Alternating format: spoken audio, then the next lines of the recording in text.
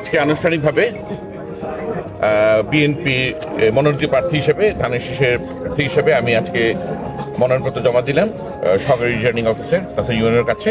সুনির্দিষ্ট 5টি লক্ষ্য রেখে আমি এগোবো এবং সেগুলো হলো আপনার পরিবেশ বান্ধব কারখানা, শিল্প কারখানা স্থাপন, মাদকমুক্ত কাপাসিয়া, শিক্ষাঙ্গনে নৈরাজ্য বন্ধ, আপনার ফ্যামিলি কার্ডের মাধ্যমে প্রান্তিক পর্যায়ে পরিবারদেরকে সহায়তা প্রদান এবং কৃষি আধুনিকায়ন, কৃষিক্ষেত্রে আধুনিকায়ন, এই 5টি বিষয়ে আমি বিশেষ নজর দিই।